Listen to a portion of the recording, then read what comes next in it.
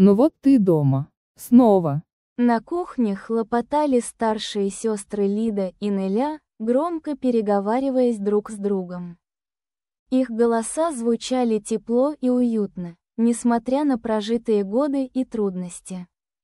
Старший брат Борис стоял в дверях, внимательно наблюдая за сестрой, губы плотно сжаты, взгляд твердый и серьезный. Лада стояла посреди небольшой комнаты, едва дыша от волнения. Она вернулась домой после 3-месяцевого замужества, полных радости и горя одновременно. Дом встретил ее запахом свежего борща и тихим поскрипыванием половиц, будто вспомнив старые времена.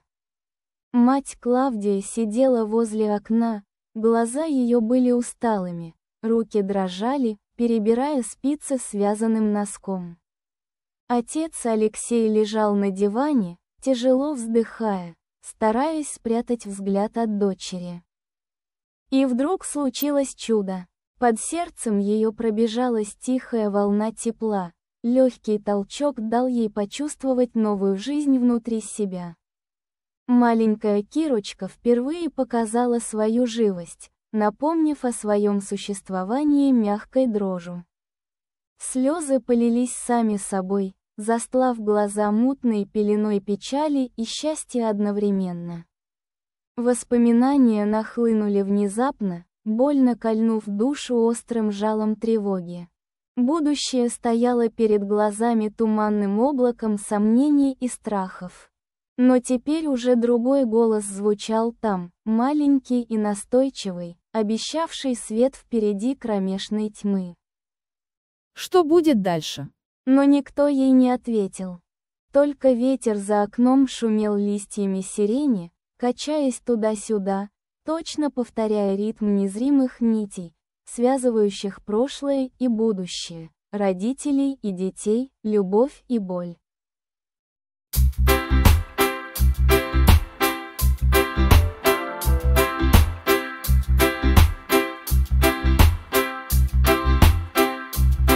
В купели из лунного света, в мерцании звезд голубых,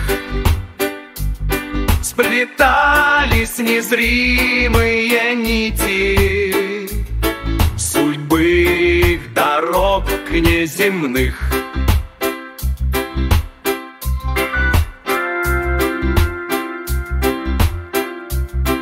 А жизнь на земле продолжалась, смеялась, шумела, цвела.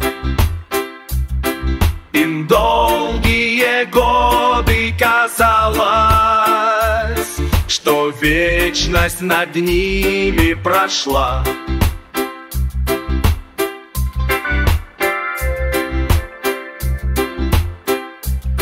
Но дочь, повзрослевшая рядом, поможет украдкой вздохнуть.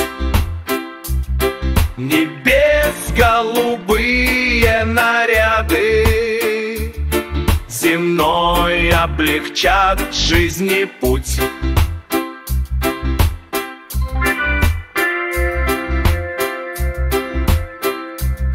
В саду защебечет печуга, поманит цветущий миндаль.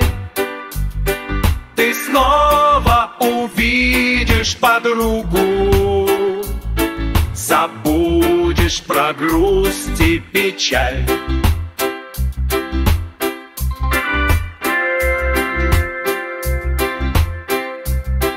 И все, что так важно для сердца, любовь, красота, доброта, откроют к спасению дверцу, где светит Творца теплота.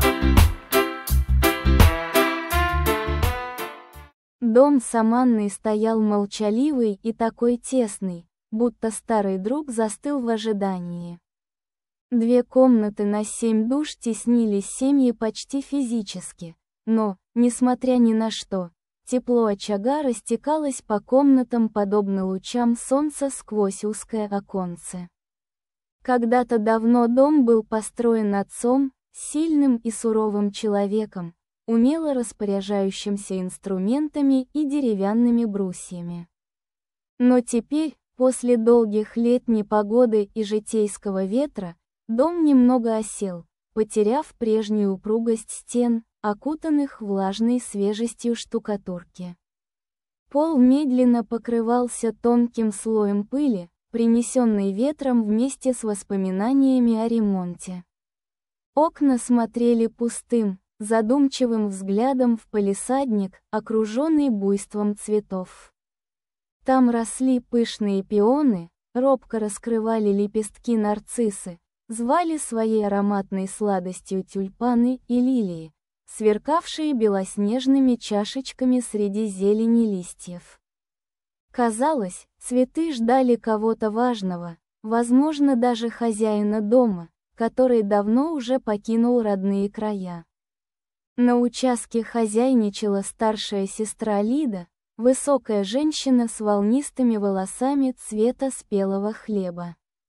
Ее руки знали каждый уголок сада, каждую грядку и кустик, и казалось, цветы улыбались ей навстречу, когда она осторожно касалась их нежных стеблей. Рядом была мать семейства, маленькая, энергичная Клавдия Ивановна, чьи глаза сияли глубоким внутренним светом и чье сердце вмещало всех близких. Несмотря на расстояние и трудности.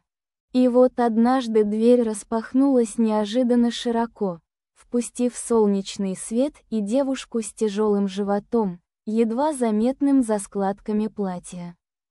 Это была младшая дочь Лада, вернувшаяся домой от мужа, которого судьба разделила с ней навсегда.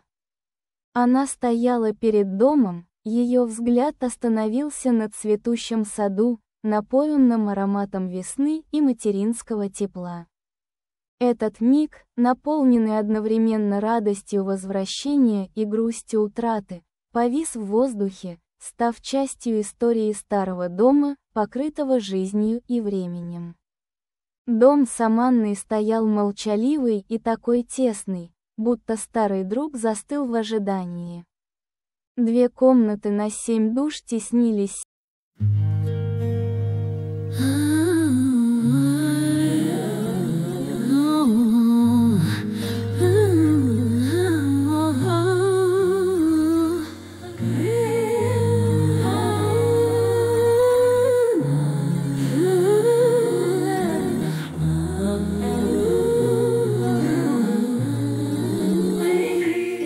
Саманный маленький дом, побелен с крыши шиферной 4-гранный притон, с палисадником скромным.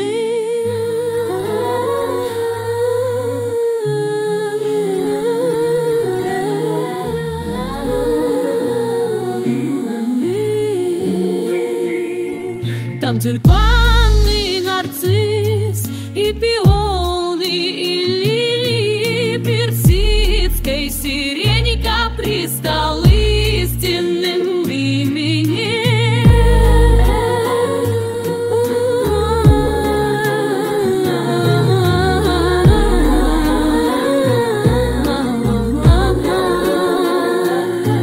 Два окна на одной стены со ставнями, все увидишь порой глазами, руками.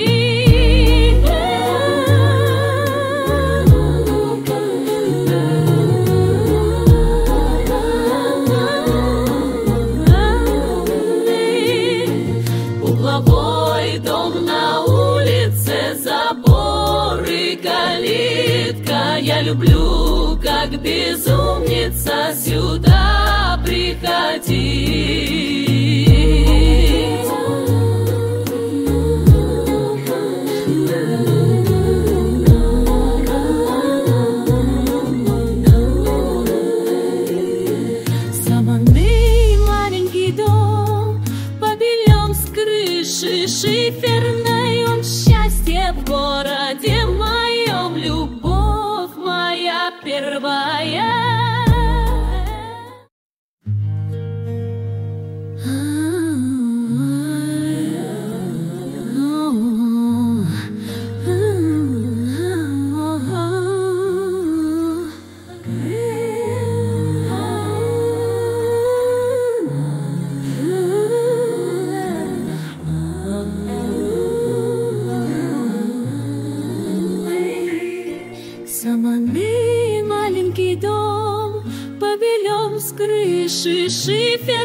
четырехгранный притон с палисадником скромным. Сентябрьский сад потихоньку засыпал листьями, словно устилая землю золотом. Старый плетеный виноград пригнулся от тяжести спелых гроздьев, сверкавших рубинами сквозь прозрачную паутину дождя. Листья, пожелтевшие и слегка увядшие, казались усталостью лета, перешедшего в мудрую осень. Здесь же стоял старый саманный домик семьи Синицыных, похожий на уютный курятник, который хранит тепло человеческих сердец даже в самую дождливую пору. Утро пришло тихое и холодное, когда первый робкий луч солнца едва пробился сквозь серые облака, обещавшие новый день дождей. Вода капала с крыш длинными нитями, отражаясь бликами в лужах. Тишину нарушил лишь голос мамы Клавдии, громко звавшей дочь Ладу, готовившуюся отправиться в родильный дом. Девушка уже несколько дней чувствовала приближающееся чудо рождения, сердце ее трепетало ожиданием и радостью материнства. Клавдия суетилась вокруг дочери, укрывая ее теплой шалью и наполняя пакет вещами первой необходимости. Ах ты моя бедняжка, как думаешь назвать дочку? Клавдия суетилась вокруг дочери, укрывая ее теплой шалью и наполняя пакет вещами первой необходимости. Улыбнулась Лада, глаза ее блестели счастьем и тревогой одновременно. Отец Алексей, большой добродушный мужчина с добрыми глазами, торопливо поглаживал свою бороду, мысленно перебирая нужные вещи в машине. Сегодня был особенный день, и каждая минута была важна. Подъехав к дому, он бережно усадил жену рядом с собой и медленно тронулся вперед, оставляя позади взволнованную семью. Оставшиеся сестры Неля и Лида хлопотали дома вместе с братом Борисом. Стены старого дома нуждались в свежей побелке, пол следовало покрасить, чтобы комната стала светлее и просторнее для маленькой Надежды. Неля взмахивала кистью уверенно, будто рисуя картину будущей счастливой жизни. Ее руки легко скользили вверх-вниз, окрашивая поверхность чистым белым цветом. Рядом Лида старательно протирала подоконники, стараясь убрать каждую пылинку, ведь в доме должна поселиться чистота и порядок. Борис, самый старший брат, с энтузиазмом трудился над окнами. Он работал молча, сосредоточенно, пытаясь придать старому жилищу новую жизнь, почувствовать дыхание весны среди осени. Иногда взгляд его останавливался на портрете матери, стоявшем на комоде, вспоминая счастливые моменты детства. Только младший сын, Аркадий, отказался помогать родным. Вместо тяжелого труда он отправился на встречу с любимой девушкой, спрятавшись от родительского взгляда и переживаний. Сердце его билось быстро, думая лишь о сладких мгновениях близости и любви. Любовь поглощала Аркадия целиком, заставляя забыть обо всем остальном. И вот настал вечер. Дождь утих, воздух стал прохладным и свежим. Из больницы вернулся отец, державший руку Лады, сияющей улыбкой счастья. Надежда родилась, маленькая, хрупкая, живая. Теперь в маленьком семействе появился еще один яркий цветочек, озаряющий сердца родителей теплом и светом, наполнившим пространство самого простого сельского дома до краев любовью и надеждой на лучшее будущее. Улыбнулась Лада, глаза ее блестели счастьем и тревогой одновременно. Отец Алексей, большой добродушный мужчина с добрыми глазами, торопливо поглаживал свою бороду.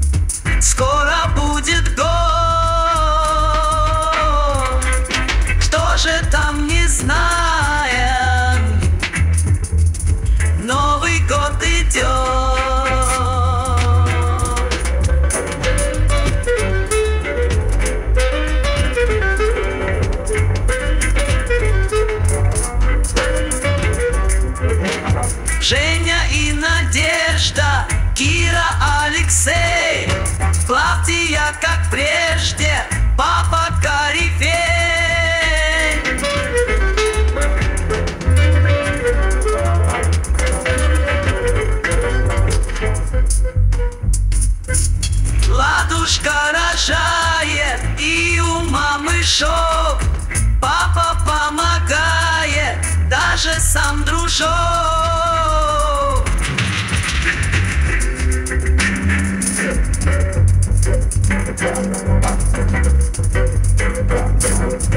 Лида, Неля, Боря, как дела, вопрос? Мы решили вскоре, задали разнос.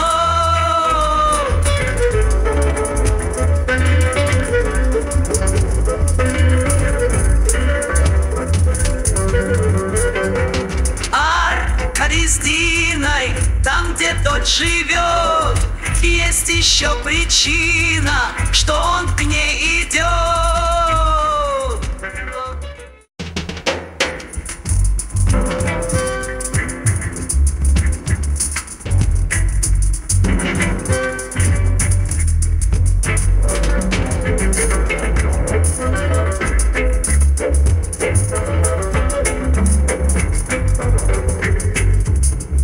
Ладушка рожает, скоро будет год. Кто же там, не знаем, Новый год идет.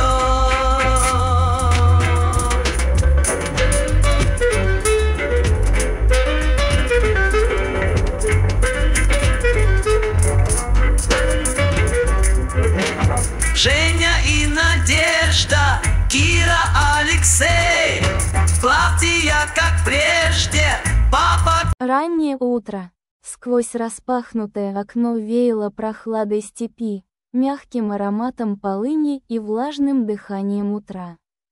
За окном тихо шелестели травинки, словно рассказывая историю тишины и покоя. На кровати, среди пушистых одеял и мягких подушек, лежала молодая женщина, Лада. Ее лицо было спокойным и умиротворенным, слегка припухшие веки прикрывали усталые глаза. Рядом мирно посапывала маленькая дочь, крохотная розовая ладошка крепко сжимала уголок одеяла. В палате царила особая атмосфера ожидания скорой встречи с миром вне стен больницы, возвращения домой, туда, где ждет саманный домик. Залитый теплым светом южного солнца, там уже закончили подготовку детской комнаты. Уже готовы были мягкие коврики и кроватка с кружевными бортиками, вышивкой и мягкой игрушкой-птицей, сделанной руками бабушки Клавдии. Анюта, милая моя, ну когда же тебя наконец принесут? Шепотом проговорила Лада, поглаживая пальцами головку девочки. Она нежно улыбнулась, глядя на пухлые щечки дочери, чувствуя тихое счастье материнства. За дверью слышались шаги медсестры, негромкий разговор врачей, чьи голоса звучали ровно и спокойно. Где-то рядом весело щебетал воробей, ловко прыгавший по подоконнику соседнего окна. А дома жизнь шла своим чередом. Бабушка Клавдия и дед Алексей гордо рассказывали знакомым новость, расцвечивали лица гордостью и счастьем, предвкушая появление нового члена семьи. Их сердце наполнялось радостью от осознания, что их дети растут здоровыми и счастливыми. Борис, Неля и Лида торопились закончить последние штрихи ремонта детской. Обои радостных цветов, уютные полки, рисунки цветочков и солнышко на стенах, комната наполнилась теплом и любовью. Все здесь дышало заботой и нежностью, готовые принять новую маленькую хозяйку. Только один человек оставался далек от этой семейной суеты. Аркадий, молодой парень, веселый и беззаботный, наслаждался свободой молодости. Его дни проходили в прогулках по поселковым улочкам, разговорах с подругами, смехе и шутках. Но даже его мысли порой возвращались к этому маленькому чуду, появившемуся на свет недавно. Возможно, именно эта малышка станет той ниточкой, которая свяжет сердца всех членов большой дружной семьи еще крепче. Время текло медленно, наполненное ожиданием и надеждой. Вскоре двери роддома откроются перед Ладой и ее маленькой Анютой, впуская их обратно в мир радости, любви и счастья, которыми был полон каждый уголок родного дома. Так, незаметно пролетел день после дня, пока наконец настал долгожданный миг выписки. Взгляды родных встретились, и улыбки осветили лица всех собравшихся. Маленькую девочку бережно передали бабушке Клавдии, осторожно прижали к груди, радуясь каждому вздоху и движению. И снова засияли звезды над родным домом, озаряя ночную улицу ярким лунным светом. Жизнь продолжалась. Каждый день приносил новые открытия, моменты счастья и надежды, ведь впереди ждало столько всего интересного и прекрасного.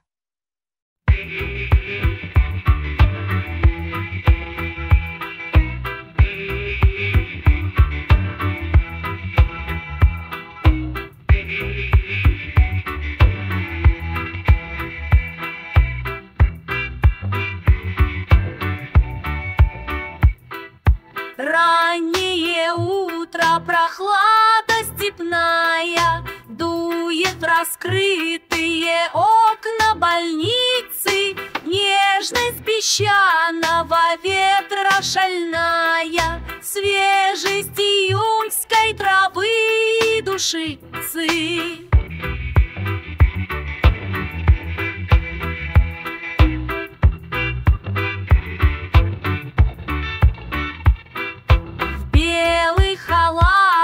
И чистых бинтах, в мягких подушках, в пушистом белье тихо лежит молодая жена.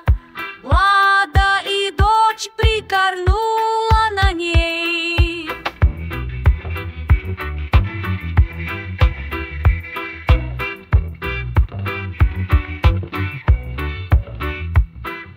Розовый носик и темная прядь, сомкнуты глазки и тонкие веки, ангел небесный и Божья родня в сонной палате встречают рассветы.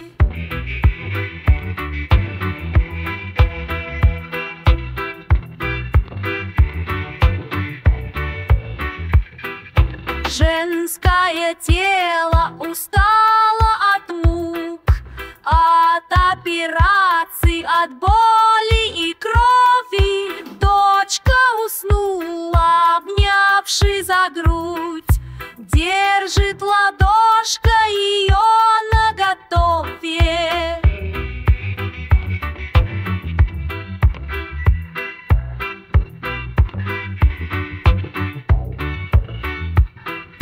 Нежность и сила, покой и любовь дарят здоровье и веру и счастье. Лада вдыхает цветочную новь, слушает сердце, что бьется так часто.